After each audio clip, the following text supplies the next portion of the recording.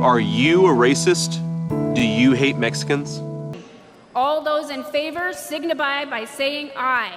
Aye! All those opposed signify by saying no. In the opinion of the chair, the ayes have it, and the motion is adopted. Without objection, the motion to reconsider is laid upon.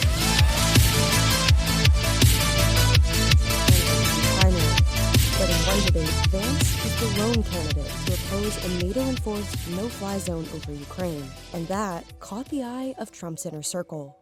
What a no-fly zone, it sounds not. So essentially what's happening now, neoreactionaries, thank you, the brain, that was the name.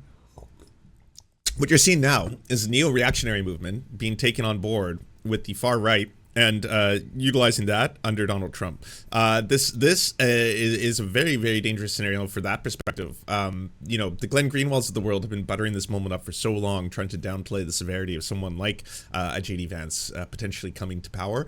But the neo-reactionaries specifically, we're talking about a movement that's been kind of identified and isolated from the alt-right movement itself. The alt-right movement is a rebranding of, the far right, done by, white supremacists, Richard Spencer, etc., to try and take away the idea of fascism, fascists, racists, white supremacists, to separate them from those terms that are very front-loaded. People don't like the word Nazis, but they love our ideas. They love learning about the Jewish question. So we're going to just kind of not call ourselves the right, not the new right, but the alternative to the right. And then we're going to do a lot of stuff online. We'll be really big meme lords. We'll crush it in the meme sphere. Right now, the right wing are really looking for wins because they feel like they've really been beaten significantly multiple times in a row by Barack Obama and everything that Barack Obama stands for. So the right, they feel like they really want to get something, and something is liberal tears. We crave liberal tears. We crave wins. We crave seeing them sad. We want to show them for the cucks that they are. We want to get the epic memes in there, get the racist Pepes in there, and we're going to try and meme the president to become real.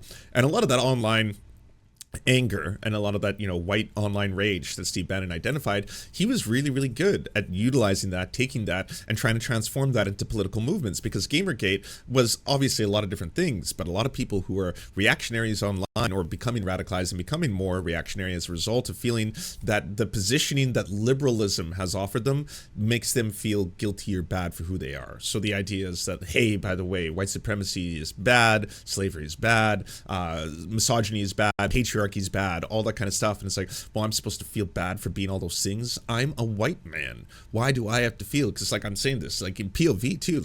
I see where the brain worms are supposed to be implanted into your minds, and then all of a sudden it's like, well, I'm told I'm like shit because I'm a white man. Here's people who tell me that I'm powerful because I'm a white man, that I'm part of some master race, that I'm part of a movement in order to try and the very people who will take that, who will utilize that, who will try and pull people from those pools, right, or try to direct them towards, hey, by the way, all of your anger, all of your resentment, all of your the stuff that you're probably really, really mad at for capitalism, we're going to take Fascist 101. We're going to take that and give the reasons being other things, right? The fact that you don't live in a patriarchy, you actually live in a matriarchy, but no one tells you that. The fact that Jewish people control all the media, but no one tells you that. The fact that, yes, there has been some bad things in the past, but they were necessary. The genocide of indigenous people, no one tells you that this was actually necessary in order to bring us the glory of the world of NyQuil. So, hey, that they're not willing to tell you the truth, but I am. I'm willing to tell you. I'm willing to sell you these pills and get you on board, all that kind of stuff. Well, neo-reactionaries, aka people of this there's a strong criticism of the liberalism of social media, and their criticisms of the liberalisms of social media directly point towards censorship, and that how social media needs to be more controlled and allowed to be a free speech platform. They often say that while at the same time, ironically, being very censorious. We need to own more of social media. We need to stop these slants because they're far. Well, the truth is, a lot of social media, yes, you might have a lot of employees, coders, etc., who are liberals themselves or vote liberals. The companies themselves or the CEOs vote for liberal parties and Democrats and stuff like that. But the platforms themselves do not have an inherent liberal bias. And if anything, they've been shown to sometimes have more right-wing biases in the amount of takedowns and censorship they're doing on the behalf of the right. So they're companies. They're in the business of keeping people on their platforms as long as possible. They're in the business of being able to accessible by as many people as possible. More people who use their platforms, the better. Millions, billions, like you want more people who are using all your social media for as long as possible. But you've really seen a dramatic example of what can happen if someone is incredibly biased and wants to manipulate an entire social media to be able to utilize and use it for his own purposes. Elon Musk. And Elon Musk comes along. He buys a Twitter. He transforms Twitter in his image. And what does it become? First, obviously, horny as fuck, clearly. But after the porn bots are gone and the smoke clears, riddled with Nazis, riddled with the far right, riddled with right-wing extremism, riddled with abuse, riddled with, racism, riddled with vilification of LGBTQ plus people, all the most horrifying things, and a non-stop promotion and a very strong political slant towards right-wingers and Republicans and Trump. This is what people like JD Vance, people like Elon Musk, this is their vision. This is their form of techno-fascism, or whatever you want to call it, where they're openly lying to you about, hey, by the way, we care about free speech, care a lot about people and having the rights and the ability to have speech, and everyone should have equal measure, all that kind of stuff. Well, at the same time, they're going to censor people on the behalf of authoritarian governments, say like Modi in India. They're going to censor people who try to speak out against them. They're going to censor people who try to criticize them. Their feelings are very fragile. They can dish it out for sure, but they certainly can't take it, and they will be the first ones to be like, oh, well, the word cisgender is now a slur. So anyone who's saying the term cis or cisgender, their tweets will be taken down for violations of service, all that kind of shit. One of the teachers of the shooter who tried to assassinate Trump called into this guy's Lucas stream last night. Any new information from it? He criticized Trump before. He's deleted all evidence for how Bob politicians. Well, I don't even know that he's Bob. I think it's that this is him getting very close to power. And ascending into power. I mean, fuck, I'll have to watch that Ron Howard film to truly learn about the JD Vance story, but if this is a true story of rags to riches, oof, that sells well in America. America loves a good rags to riches story, especially if it's a white one. If you're basically someone who came from abject poverty and then you made it, you are an example of the American dream working. You're a living example of how anyone can make it in America. We love that shit. Gobble it up. Yum, yum, yum. Good job, Ron Howard. And Glenn Close and Amy. I still can't get over that. What were you all thinking? Nice, like we asked the Russians. Political violence has no place within American society at all. It's bad. It's the bad thing, naughty, very bad. Don't do that. Even Benjamin Netanyahu released a statement. Like, what the fuck, motherfucker? You are doing a genocide. You can't talk about political violence and be like, yes, I condemn any form of political violence in the highest possible terms. And then it's like, well, while doing a genocide. Okay. And what happens on the other end, by the way, when Nancy Pelosi, when her husband had a guy with a hammer who tried to crack in his skull, their response to that was to say it was gay. That was the response from all of them. Donald Trump Jr. was posting pictures of underwear and hammers being like, I'm ready. I'm ready for my Halloween costume. They were just talking nonstop about, yeah, kind of, it sounds like it was a gay prostitute trying to do gay shit, butt stuff, and didn't work out. You put the hammer in the butt, gay. That was the response. That was a man trying to smash another man's head in with a fucking hammer. This is how the other side responds to this. And so it's like, oh, yeah, someone tried to shoot Trump and missed. And we need to lower the temperature. We need to all condemn this universally. Yes, I was calling Trump Hitler too, but a few hours ago. That is true. And I was calling him a rapist, and I was calling him a pedophile. I was calling him all this terrible stuff. But now we need decorum. The nation needs to heal. Suspend our campaign completely. Run no ads. Do no nothing. And really just allow him to have, once again, an unprecedented amount of positive media and press. Oh, and also, the shame on you goes to every single person who is a so-called progressive or a so-called left of liberal type who is talking about how cool it was that Donald Trump, looked so badass. You really got to give it to Trump. That was a really cool moment, where he raised his fist. No, he's a dangerous and horrifying human being. You should be mocking him. You have a duty. Yes, duty. That kind. To draw fucking dicks all over those pictures. Look, you can on one end make statements and go in front of a camera and be I am a prison abolitionist, or I am a, I don't believe in, the state executing people. I am firm about that. I don't believe in executing my political opponents. I do not. I would never say on this stream or show or make a statement saying, hey, the solution to all this is you got to go and you got to go assassinate these people. That's how you solve this. Solve this way. No, I wouldn't do that. After a horrifying person dies, right? Like when Henry Kissinger passed away, after that fact, yes, I'm going to fucking celebrate it. Of course I am. That's a thing that I'm going to do because he can't hurt people anymore, and he's a horrifying human being who wanted to hurt people. So yeah, I'm going to celebrate that. And a lot of people who were mocking this, they were mocking a lot of the aspects of it in that he's not dead. Donald Trump wasn't killed. This is literally one of the worst case possible scenarios in which there was an assassination attempt on Donald Trump. He survived it, and then he took a photo, and that photo became the front cover of fucking Time magazine. Yeah, that is an irresponsible way to report on this. It's an irresponsible. If you genuinely fear what Donald Trump represents, and you genuinely fear what he's going to bring, to suddenly be like, this is fucking badass. Look how metal he is. He said fight. He's never getting taken down. That's what MAGA is doing. New York Times comes out with that fucking, today we are all MAGA. What is the fuck is wrong with everyone? Have you all lost your minds? Is honestly pursuing the click, pursuing the taste, the sweet, delicious nectar of getting a fucking couple extra views or likes or magazines sold, that allure is so strong that journalists who at one point or another might have some credibility are now just like falling over each other for this disgusting wretch of a human being. He, as of like a couple, maybe 3 weeks ago, was revealed to just be all over the fucking Epstein files. As in, the guy's a serial child rapist pedophile. A serial child rapist pedophile who is leading an undemocratic movement of people who tried to overthrow democracy in America. They did a coup. He lied about the election. He tried to get people to change the results of the election. Shit, like, again, on paper, this convicted criminal should be in jail. If there was justice, this man should be in a prison cell. He should be rotting away, as should a lot of war criminals, by the way. Yes, the same thing applies to Joe Brandon. The guy's a disgusting genocidal freak. The best possible outcome for this upcoming election in America would be both of them spend the rest of their days in prison. That would be amazing. That would be fantastic. Joe Biden and Donald Trump for prison. Yes, lock them up. Lock them up. That would be the best possible fucking outcome.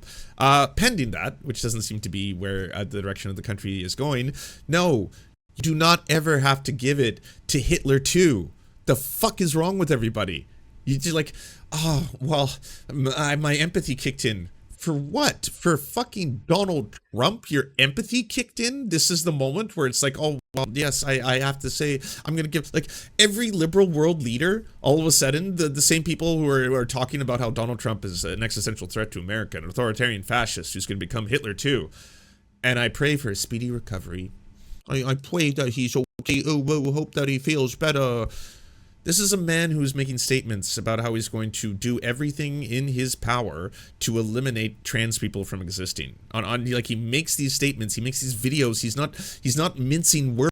He's very, very clear that he's going to begin by targeting LGBTQ plus people. This is going to be the start of his entire whole authoritarian reign. So no, you don't got to give it to him. You don't have to blah blah blah. You can say, hey, you know who I fucking feel bad for? I feel bad genuinely for the guy who lost his life saving the lives of his family. Like, that is a fucking tragedy. That is a horrifying story. And honestly, the bravery of that individual to jump in front of his family as an instinct, in that, like, literal seconds, you jumped in front of your family and you saved their lives. That's incredible. Like, I'd like to think that every single one of us would be as brave in that moment, but we can't honestly say that would be your first instinct would be to just literally do that, and you die in the process. That is horrifying. So it's also really cruel and fucked up that right-wingers and Republicans saw everything that happened, and they were like, God did this. This was the hand of God. Yes, God Almighty. What, decide to kill a Trump supporter? To kill a Trump voter who was protecting his family? The wrath of God just flowed right through into that moment in history?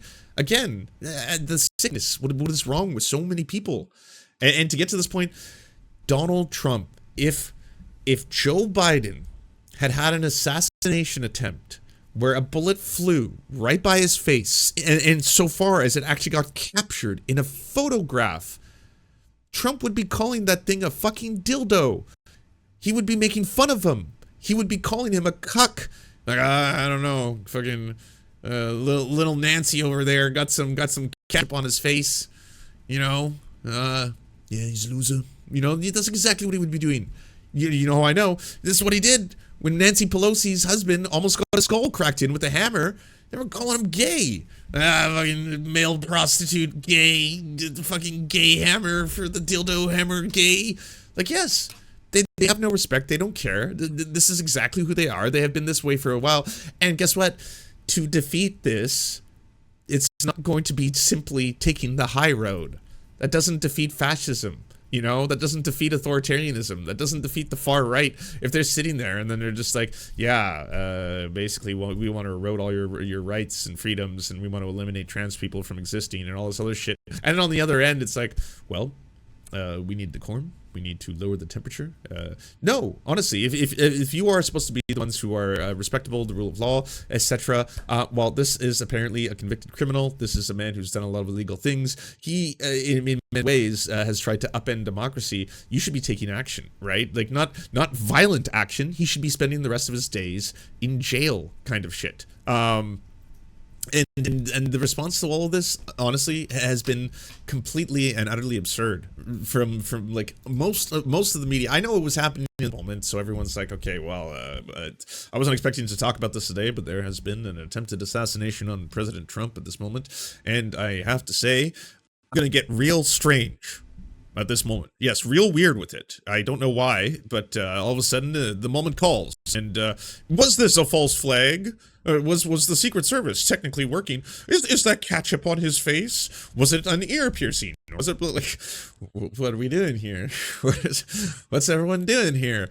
No, that very likely was an assassination attempt. And oh, look, information has come out. We should have waited for it, but it's here now. So now we can see that this was yet another mass shooter, or yes, I guess they were a mass shooter. A shooter who happens to be a white male. This happens to be a registered Republican voter. This happens to be an individual who classmates, when they were questioned, said was a conservative, had conservative views and conservative beliefs. This was a person who fell for a clickbait, should Joe Biden pardon Donald Trump? That's how the thing was made. Yes or no. If you clicked yes, it would then lead you to a donation link. It was a clickbait.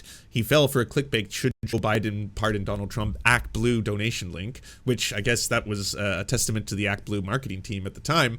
But the guy was a right-wing conservative, insofar as the information that we currently have. There could be more. There's obviously going to be, I'm sure, an entire, investigation, inquiry. This is going to be something that's going to be publicly published. More information will come out as it does, but as of right now, that's what a lot of this is pointing towards. I'll get into, by the way, the other stuff. I know some people have been like, oh, Lance, the t-shirt he was wearing, it's from a YouTube channel, a gun channel. According to people who know a lot more about this, because I don't follow gun YouTube, right? But people who track fascism, the far right, that kind of stuff, Jared Holt, for example, Right Wing Watch, Robert Evans, they've done quite a bit of discussion on this. That channel, insofar and as much as it can be, is still a somewhat politically neutral channel. It's not like a far right. It's not like Steven Crowder's Gun Club or like that Black Rifle Coffee. They're not directly associated and like it's as close to a politically neutral gun channel. Just there is inherent right wingism to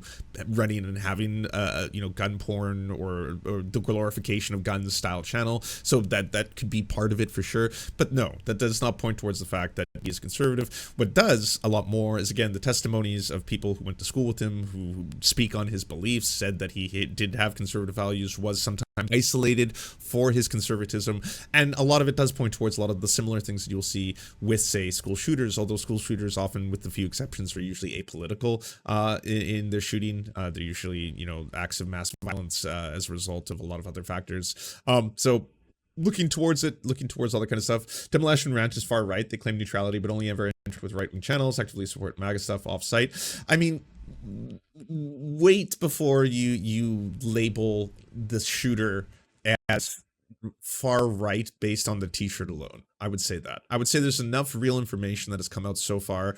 Like, again, Ryan Grimm's reporting is good to point towards the fact that no, the $15 donation to Act Blue is not the signs of someone with absolutely, riddled with mysterious political ideology. I'll show you the pictures of it if David's not about to show you right now. But it was very, very clearly a clickbait ad, and the ad was worded, "Do you think Joe Biden should pardon Donald Trump?" It was intentionally, clearly meant to be able to attract people who are right-wing to donate to Act Blue, and then when you click on yes, and it goes to a donation. Like, if you're someone who believes that Joe Biden should pardon Donald Trump and Joe Biden is a bad man, they can be the same. They don't have to be mutually exclusive. How the hell did this happen? I think honestly, Robert Evans is the closest on this, and that is the truth of the matter being human ineptitude. Honestly, I know it's not as fun or interesting, or you don't get to be like, so you can clearly see in that TMZ footage when you look at it that they were actually, the sniper had his sights trained on the shooter, so that he was watching the shooter before the shooter took the shot. Why wouldn't he have taken him out before he took the shot? So that really calls into question, what did they know? Did Secret Service communicate with one another? Were they being told from on high potentially to just allow this to happen, and then they took action? It's like, again, this could just be a lot more likely that it's human error, like for a variety of reasons, right? Like, the shooter being able to climb up there was seen by witnesses who said firsthand that they saw him climbing up a barn, and they told police, and the police were like, well, maybe at that point the police did call in to the Secret Service, or they alerted the Secret Service. And at that point, the sniper who was working for the Secret Service then scanned and then found the guy on the barn. At what point someone could have been, the Secret Service could have been saying,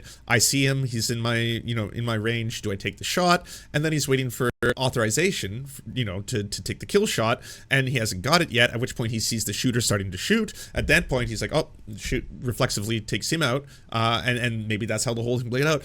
Again, it's not as interesting, but it is more likely. It is the Occam's razor of it all. It is like, this is a bunch of human beings trying to coordinate something that's taking place when there is lots and lots of moving pieces. Like, should it have been better? Of course, that's a valid thing. Should the police have done better in Uvalde? Absolutely, they should have. A lot of lives could have been saved if they had been so cowardly. What was the point of even having them in the first place if they're going to do that kind of shit, right? But should the Secret Service have done better? Probably. Should the cops have done better? Probably. Like, that's all real and valid. But was the entire thing part of some inside job in which the Secret Service were actually witnessing the Trump shooter knowing he was about to go, and then he was like, no, just let him do this first. And then once he did, he's like, all right, and now to silence the only person who truly knows his motivation. That's where, like, again, the blue MAGA crowd and the QAnon crowd are now both kind of pushing out their own shit. Like, libs who are saying that this entire thing was staged, that's absurd. As of now, there is no evidence to show that. And I'm sorry, but in what world do you think Trump would trust someone fucking, this is a difficult shot apparently. I don't know, I'm not a marksman, so I don't know, but this is apparently a difficult shot to make for a trained military personnel, but not impossible. Trained military personnel could absolutely do it. And then a trained sniper, which is different, by the way. A trained sniper, yes, could do this. They can do miraculous things in terms of their ability to hit targets from incredibly large distances. But for an everyday person who was apparently a bad marksman, by the way, they're saying that he wasn't allowed in the gun club because he was such a bad shot and it was considered a danger. Could an everyday person with an AR-15 have fucked up like this? Yes. Would Trump have trusted some random kid to glaze his face? Are you what?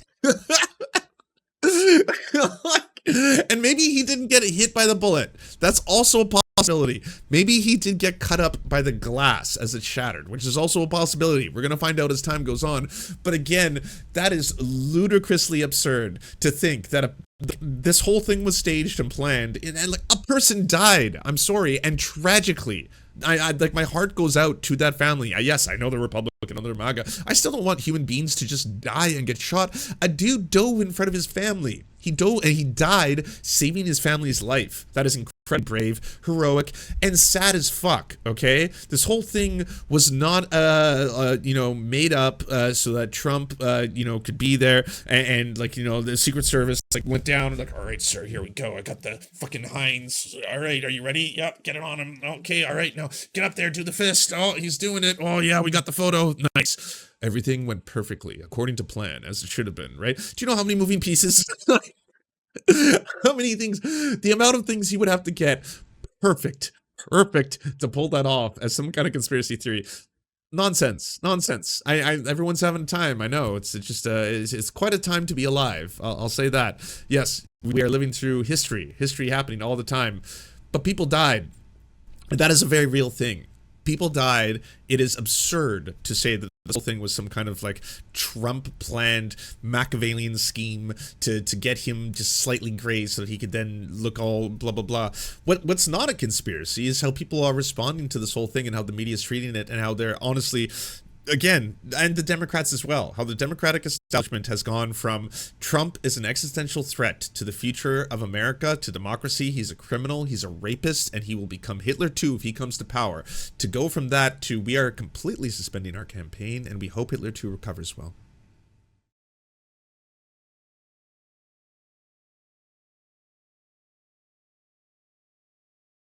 What the moment calls for, you know? Have Secret Service on the roof. Right behind Trump, facing the direction where the shooter was on the roof. Massive security failure. There's even videos of people in the crowd recording the guy on the roof. They saw him there. They were telling law enforcement there, hey, there's a guy on the roof. He still managed to be there long enough to get the shots off. Wild.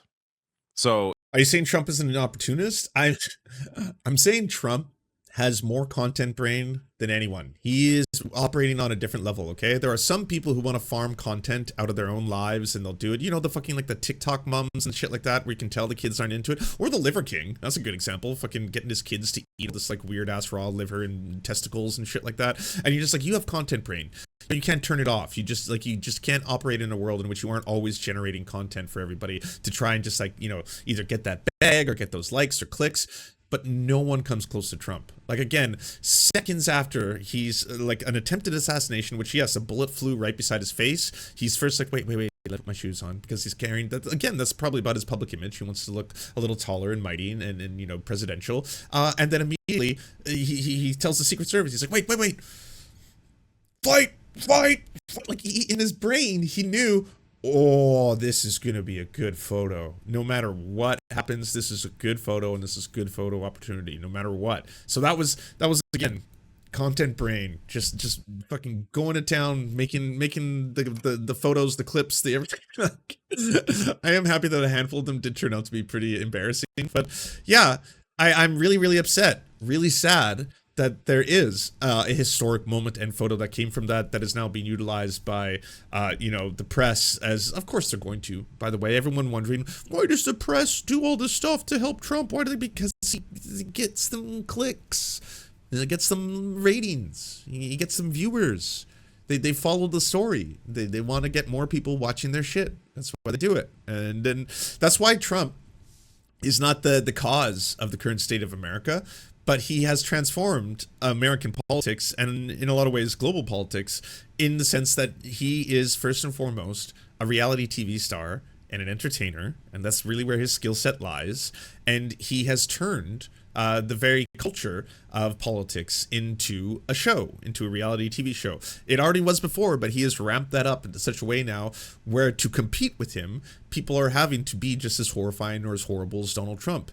And a lot of Republicans, again, this comes at this kind of, you know, that juncture, maybe all of history, really, the schism that happened, the timeline we find ourselves, was the Jon Stewart, Tucker Carlson episode of Crossfire, back when Crossfire existed, and Tucker Carlson wore a bow, and Jon Stewart just fucking crushed him, and all the memes and the laughs were happening, and then came the Obama years, and then came a generation of younger potential Trump voters who grew up in a world where they felt as if they were consistently and constantly, because like, if you have 8 years of Obama, you might suddenly have a worldview, especially if you're just getting tuned into politics. If you are 16 when Obama comes into power, or you're even like 12 when Obama comes into power, you will feel as if you've lived your entire life, the sum total of your life, under a democratic and a liberal rule. And you'll feel, man, I've never known a world outside of having all these fucking out of touch elites condescend to me and tell me that I'm a bad person constantly, right? You're bad because you're a man. You're bad because you're white. You're bad. Like this is the lie that has been told to them by the Tucker Carlsons of the world, by all of this kind of like stuff. And along comes Trump, and along comes the ability to start to get laughs in at all of these people who you've come to hate so much. All of a sudden there's a guy, he's got no filter. He just says it like it is, and he's going after everyone. He's going after Hillary. He's going after Obama. He's being racist. He's being sexist, and he's being racist and sexist on camera, on stage. He doesn't give a fuck. Look at this dude. Holy shit. Hashtag winning. We're winning. I feel it. I feel like I'm winning again. I feel like we can actually crush this Hillary Clinton. I hate her. I hate the liberals. They're all pedophile cannibals, and they're all controlled by the Jewish media. I want to kill them all. I want to hurt them all. Blah. Let's get in there and let's beat them. And then Hillary Clinton does the incredibly smart move of, hey, by the way, you know that whole demographic of people who might feel alienated by me, and in large part, maybe some groups for very good reasons, and especially because neoliberalism just exacerbates all the problems under capitalism, you know, that you get with the Republicans as well. But yeah, I'm going to make them feel even more alienated by not canvassing or going to the Rust Belt or talking to them or trying to address their needs or issues. And then we're going to see if the other guy who's offering them the exact thing they're looking for, I'm going to get in there and I'm going to fuck shit up. I'm going to drain the swamp. Yeah, I know you hate the swamp. I'm going to drain it and you're going to win. We're going to win. We're going to fucking win. Aren't you tired of being condescended to, being talked down to by all of these bougie elites, these liberal elites who are constantly just trying to tell you, oh, you're supposed to have all of this guilt and then you're fragile and blah, blah, blah, and you're patriarchal and you're a misogynist. Fuck that noise. We're going to win like America used to. We're going to make it great again. We're going to fucking Kid Rockify politics. That's what we're gonna do, and that's what they did, and they won, and they've been a fucking clown show ever since, and since slightly correcting course by being like, you know what, we should be going for someone who's not just such an open racist. Trump was really aggressive. You know, he basically was imposing a Muslim ban on all these countries. He was striking, you know, people overseas at a much higher rate than Obama. Drone strikes ramped up. So did basically a lot of his hatred and geopolitical policies towards the Middle East were getting more and more aggressive under Trump and really violent. Well, guess what? That's what drove a lot of people, a lot of young people, a lot of voters out to suddenly be like, hey, this Trump guy, he's fucked. He's dangerous. We need to do something. Muslim voters, Arab voters, a lot of them didn't support Hillary Clinton because of her policies on Libya.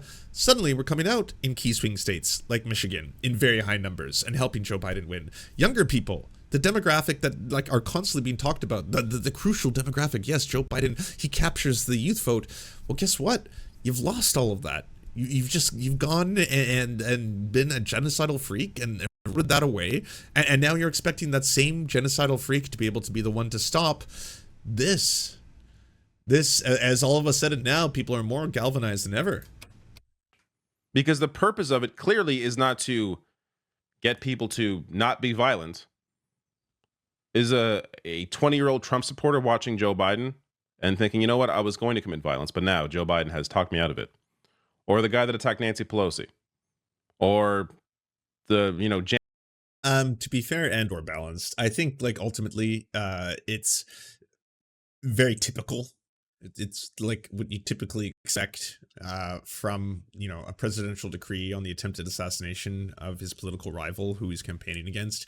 I did not expect Joe to come out and be like, you know, if this was me, I wouldn't have missed or something like that, right? I didn't, or be like, you know, like, what's the Shinzo Abe of it all or anything like that. Like, I did not expect that whatsoever. But yeah, of course, the messaging of this particular, like, again, some of the most horrifying possible war crimes that one can commit are being done on a daily basis now. Like it's happening so rapidly that like you can't even talk about it because every atrocity that Israel commits towards Palestinians is replaced the next day by an even worse one. Every single day now, it's like they bombed another children's school, they bombed another children's school, they bombed another children's school, they bombed a children's hospital, they bombed a refugee camp. They've completely destroyed the UN RWA building. It's gone. It's completely gone. Like it's completely been leveled. Like every single day that happens, and then to have the men facilitating that, providing the bombs, again, the genocidal freak Joe Biden, to sit there and be like, political violence has no place in society. We can't allow it to be normalized. Like, yeah, it's going to be incredibly disconnected. And 6 people. Like the notice every single specific example he utilized there, it was conservative violence, because that's what it tends to be. That's what it is. And this is a combination of, as we'll get to, the rhetoric that is being used on the right, but I think it's, when it comes to acts that are actually carried out, the real issue is an easy access to firearms. And it is AR-15 specifically. Why is the AR-15 the one that is always being used in a lot of these mass shootings? Well, a good and large reason for that is probably its efficacy, to be completely honest. Yeah, they're semi-automatic, as in when you pull the trigger, you have to pull it again to be able to fire the next bullet, but it automatically puts the round in there for you, so you don't have to then, reload it. So that makes it and facilitates its ability to fire rapid shots very, very quickly with bullets that can have devastating effects on matter, essentially. Yeah. That rate of fire, the efficacy and availability of it is going to make it a very typical weapon of mass carnage, because it is effective at mass carnage. That's why. The necessity to regulate weapons of war is should be at the forefront of a lot of people. This is again one of those things where, hey, this was a individual, a registered Republican voter who was described as conservative by his classmates and peers, who has taken violence in action, is an extremist, has tried and has succeeded at killing people, is a terrorist, has committed an act of terrorism in America. He tried to assassinate the ex-president of the United States, and in the process murdered somebody who was defending valiantly his family from that murder. And this is once again an example of a similar situation where the gun was legally purchased. I believe it's the firearm of his father that he ended up taking, and then used it to commit an act of mass violence. in addition to the complete lack of healthcare, mental health support that people clearly need. So in the case of this individual, Thomas Matthew Crooks, again, this was the shooter, 20-year-old, and used an AR-style 5.56 rifle, the same sorts of weapons that Democrats have been trying to ban forever and are continually blocked by Republicans. As Bloomberg writes here, what motivated Trump's shooter is irrelevant. It's about guns. Politicians and Supreme Court justices have made it too easy for people like Thomas Matthew Crooks to get their hands on AR-15s. This is the problem. It was purchased legally. Odin, a 20-year-old living in a crucial swing state, Crooks had already shown potential signs of interest in politics, making a small political donation as a teenager and registering to vote just a week after he turned 18. But instead of casting his ballot this year, according to law enforcement, Crooks traveled an hour north of his home, climbed to the roof of the building, and opened fire on former President Trump at a campaign rally, leaving him bloodied and coming inches away from killing him. Crooks' attack, which killed one spectator and critically injured 2 others, rocked American politics to its core, with elected officials from both sides of the aisle condemning the violence and warning of the dangers of the country's depolarization. So far, investigators haven't found any evidence on social media or other writings by Crooks. This is one of the wildest ones to me, is how the fuck is a Zoomer with so little social media presence around in today's, well, I guess he's not around anymore, but existing in today's day and age. Like, that is wild. CNN interviews more than half a dozen former classmates and neighbors of Crooks, painted him as quiet. Classmates remembering him as a good student and somewhat of a misfit in high school. A review of public records suggests he may have had divergent political leanings, with Crooks registered to vote as a Republican, but making a small donation to a Democratic-leaning group. Now, this is the part here, CNN, where you're doing a monstrously dangerous thing. Because right now, obviously, a narrative is forming. It's forming quickly, and you can already see the narrative that the right went with. And yes, CNN, I guess, is center-right at this point anyway. But the right wing is going with, he was a liberal, he was Antifa, he made a donation to Act Blue, that's a far leftist organization. He was basically trained by AOC herself. You know, that's what this is looking like. And why not do a little bit of research into this whole thing, like Ryan Grimm did? This is from Ryan Grimm's brand new story news organization called Dropsite. If you want to support Ryan Grimm, you should go and use Dropsite. It's a new outlet. There's a couple of new independent media, left-wing independent medias that came out this year. Zateo, obviously, by Mediasan, and there's Dropsite by Ryan Grimm. I believe Jeremy Shahil from The Intercept also formed it together. But either way, never has so much turned on divining one 20-year-old's personal politics. Thomas Matthew Crooks attempted to assassinate Donald Trump yesterday in Butler, Pennsylvania, with his social media record not available yet. All we have to go on is 2 pieces of publicly available political information. We know he registered as a Republican in Pennsylvania, and we know that on January 20th, 2021, the day of Joe Biden's inauguration, a person of the same name with the same address as the voter file gave $15 to a progressive turnout PAC, which some on the right are describing as hard left. It's anything but. We'll learn a lot more about the young man in the coming days, but narratives are forming now, so it's important to understand as much as we can about the PAC he gave to. In short, it's one of those spammy packs that carpet bombs your inbox, delivering emails with splashy colors and wild fonts, using every trick in the book to convince people to give small amounts of money. It's a clickbait pack. That's what it does. I'm about to show you how clickbaity it was. Crook's donation, the PAC told Dropsite in a statement, came in response to an email about tuning in to the inauguration. In other words, the mere fact of having given to this PAC on this day based on this kind of an email tells us very little about his politics. The email address associated with the contribution only made one contribution and is still unsubscribed from our list. 2 years ago, Crooks would have been 17 at the time, though contributions are legal for minors within limits. These types of email-based PACs have become a scourge for both parties. Typically, the money raised by the PAC goes to their main consultant, the controversial mothership strategies, then moves back and forth between mothership PACs, with precious little given time spent on actual campaigning. You probably get emails like it just nearly every day. Here's one of them found around the time of Biden's inauguration, which I received because I get emails from The Nation magazine and Mother Jones, both of which have rented their email list to Progressive Turnout Project.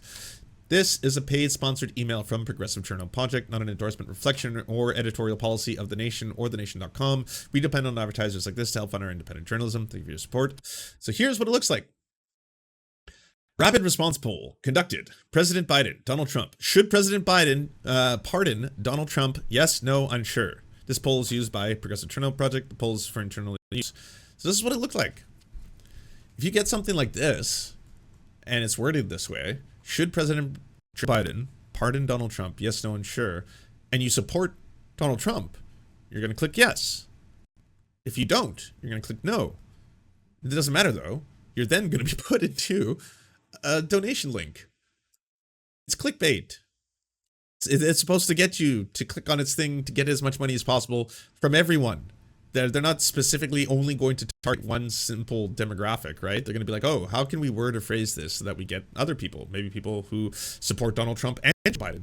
Wouldn't that make us more monies? And that's the goal. So let's do that. Okay, here we go. See, service counter snipers killed Crooks the moment he opened fire on Saturday night at a rally of a nearby rooftop. The FBI said Sunday they believed he acted alone. He had not been on the Bureau's radar. Crooks' actions shocked residents in his hometown, sparked countless conspiracy theories online, and prompted investigators to begin combing through every aspect of his life looking for motive. The mystery has been fueled by a near total absence of Crooks' social media posting, political writing, or other digital fingerprints. Several former classmates appeared on national television Sunday, quickly casting Crooks as a stereotypical loner who was bullied heavily during his time at Bethel Park. One of them, Jason Kohler, told reporters Sunday that students tormented Crooks almost every day and that he often wore hunting outfits to class. This is just an outcast, Kohler said, and you know how kids are nowadays. Yet 2 former students interviewed by the Inquirer disputed the characterization. They did not recall specific incidents of violence or other antagonism involving their now infamous classmate in the community they described as generally tight-knit. Mark Sigafus remembers Crooks as quiet but friendly kid he shared 2 classes with at the park. He was very kind, he said. He was a nerdy kid, but I don't think he was harshly bullied, as some people are saying. He never wore trench coats or anything of the sort to school. A Tribune Review article from Bethel Park's June 2022 graduation credited Crooks with earning an academic award for math and science, and Sigafus said that he didn't understand the course material. Crooks was someone he would turn to for help. He thought that the mild-mannered student would try and kill former President Trump was difficult to process. I feel like this is one of those things you wouldn't expect from him. No one I know that ever found him to be a creepy loner kind of a guy. FBI investigators found material of 2 explosive devices at his car, according to New York Times. Police on Sunday restricted public access to the Edmonds home in Bethel Park, nestled in the middle-class suburb 8 miles north of Pittsburgh. And hey, by the way, I agree with all of y'all. It is super, super weird, okay, that there's no social media for a Zoomer in today's day and age. That is utterly bizarre, or at least not enough for anyone to have found it already and to be just mad dumping it. And usually that happens very, very quickly. Obviously, I'm sure every social media, carrier immediately did what they do all these kind of cases, which is just to deactivate any social media that existed if he did have it previously. But normally there would all be a massive, it's the internet, right? There'd be a massive trail of a ton of stuff. So you would start to be able to see, hey, by the way, here's some of his writings, here's his postings, here he was a DeSantis supporter, he wanted DeSantis to beat Trump, or he was really far right and he wanted Trump to put that abortion thing in his platform and he was upset for that, or he didn't want Trump to be the nominee and he was really posting about that and he said he couldn't let him pass, or something else like, hey, by the way, he really wanted Trump to win and he thought by doing an attempted assassination attempt it would really bolster his image or something like that. Whatever the case may be, you would think that you would find that, but until you have that, you have to go on what information is available and reported on, right? And so for everybody who's just like so excited to delve into the conspiracy theories of it all and so excited, like, did you see Alex Jones? Alex Jones made a post and a video about how Donald Trump needs to have an assassination attempt on him and then survive it, and then if he does that, everyone is going to get behind him. And then look at that, the next day even the New York Times is like, today we are all MAGA. Is it part of some maybe conspiracy, blah blah blah. Like, there's hundreds of millions of American citizens, hundreds of millions of them. There's lots and lots of Trump supporters, there's lots of right-wingers, there's lots of far-right individuals, and there's lots of people who think that Donald Trump doesn't go far-right enough, of individuals as well. Yeah, that there's going to be a percentage of those people who are radicalized, there's going to be a percentage of the people who are radicalized who take to violent action, and there's going to be a percentage of those people who try to do horrifying things, right? It's going to be it's going to be something that happens. The reality of the situation is that all signs right now point towards a massive failure of Secret Service in their ability to execute an operation. That's what this is looking towards. And again, the same thing happened post 9/11. I remember post 9/11 there was this rush to, there's just no way this could have happened without it being an inside job, right? It just doesn't make sense because, again, like, just the idea that a plane wouldn't have been, like, they wouldn't have scrambled fighter jets in time. Fighter jets response time, usually this is supposed to come down to about within a 10-minute window of this suddenly being, located. If it was off course, and then they would have done this and they would have done that, and it just doesn't make any sense. And it's like, a lot of things did happen that day, but again, when things happen and in the moment, there's all these systems that we have in place. There's still human beings behind the call centers, behind the phones, behind this, and there's still the whole kind of like, it has to go through a lot of different steps and channels, and other people being like, are you being for real right now? Okay, yes, yeah, absolutely, all right. To the next person. Okay, well, I've got word that apparently there's a plane on course. The United States is under attack, that we need to scramble fighter jets, all that kind of stuff. Yeah, it happens. The mechanisms and systems come into place, but there's a lot of room, a ton of fucking room for human error. And so, sure, this could be a situation where there was a Secret Service agent who had been alerted and notified. Hey, by the way, there's someone who's climbing on top of a barn, and he's there now. Okay. Yep, I've got him in my sights because he clearly was able to take a shot on the shooter as soon as the shooter started shooting, right? So I've got him in my sights. Do I take him out? What are the orders? And then the person on the other end of the phone has to assess this moment in time too, because yeah, you're about to give a call to kill somebody, right? It's like, if you say, yeah, take the kill shot, and it turned out that dude wasn't an actual sniper, wasn't an assassin, was just some guy who wanted to see the thing and had a video camera or something, then you just assassinated an innocent human being. So those couple moments are also extra seconds that are now going through human calculation. It has to go through the coordination of all these moving pieces. There's a lot of room for error there. And then, yes, as soon as that person started firing a gun, you know it's a gun, boom, take him out, shot. Like, that's a lot more likely then this whole thing was staged, this whole thing from the ground on up, and that's why the Secret Service actually had a Heinz ketchup packet in his pocket. You could tell from the weird angle of just real life, it turns out, is a whole bunch of people fucking up. That's the real world. The real world is just all of us fucking up because we're all human and we fuck up, and it's what happens. Max R. Smith recalled taking an American history course with Crooks as a sophomore. He did recall Crooks making political statements, but they shed no light as to his actions on Saturday. He definitely was a conservative, he said. It makes me wonder why to carry out an assassination attempt on the Conservative candidate. Smith recalled a mock debate in which their history professor posed government policy questions and asked students to stand on sides of the classroom or the other to signal their support or opposition for a given proposal. The majority of the class were on the Liberal side, but Tom, no matter what, always stood his ground on the Conservative side, Smith said. That's still the picture I have of him, just standing alone on one side while the rest of the class was on the other. The former classmate also recalled Crooks as generally kind and intelligent, if not reserved. Everybody's still in shock. He was quiet. I could imagine him doing that, but I guess it was the same deal with Columbine. Shock would be an understatement. None of my friends can fathom that a dude we all know would try and kill Trump. Office of Vice President of the United States of America.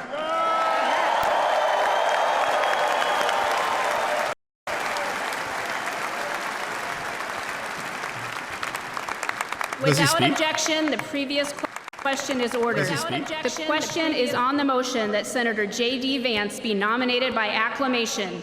All those in favor signify by saying aye. Signify. Are we all just losing the ability to speak? All those opposed signify by saying no. In the opinion of the chair, the ayes have it, and the motion is adopted. Without objection, the motion to reconsider is laid upon the table.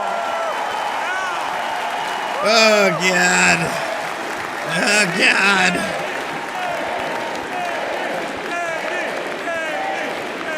Delegates and alternates, ladies and gentlemen, I am proud to announce that Senator JD Vance has the overwhelming... I blame Rick and Morty. This is all Rick and Morty's fault, all right? This is Szechuan sauce, Pickle Rick.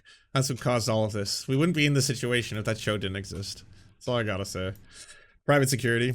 I gotta step away from the political jump and then watch some TV or something. Left is best, stay strong. Yeah, and hey, by the way, that applies to everybody. Find, again, whatever you need in your life to be able to decompress. I know things are getting rapidly and what seems like more increasingly fucked as every single moment goes by. And yeah, it does seem like we're in a situation, especially if you're a leftist, where you're watching encroaching fascism rise in a number of different places, by the way. And in places where it's defeated, like in France, you see a very effective strategy being done where there is, yes, a coalition of leftist organizations banding together, and then finally the liberals doing the wrong thing and saying, okay, we're actually going to allow, oh no, wait, we're not, I refuse to acknowledge it. Yes, no, I'm gonna keep being a piece of shit. Macron, what are you doing? But yeah, you see that happening globally, and it kind of really is frightening and scary, while simultaneously at the same time.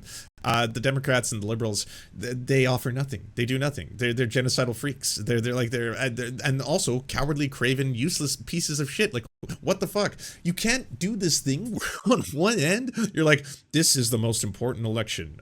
Fascism is here. Hitler too is there, and he wants to kill us all. He's going to destroy the very concept of democracy. And all right, we're changing gears a bit. Love is everything. We need to lower the temperature. We hope for a speedy recovery of the president, and we at this time would like to suspend our campaign. And yeah, Joe's our guy. He's the strongest possible candidate. He's here to meet the moment. Crooks's motive is still unclear. Records show he is a registered Republican, and neighbors today told us that they've actually seen Trump signs outside of the home over the course of the last few years. Secret bonus episodes as well as uncensored content, go to patreon.com/The Serfs.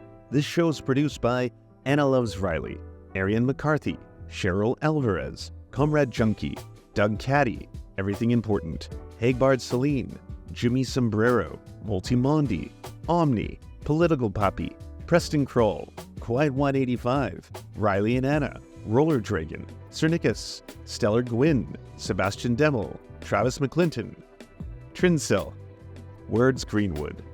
With additional support coming from all of these amazing human beings right here.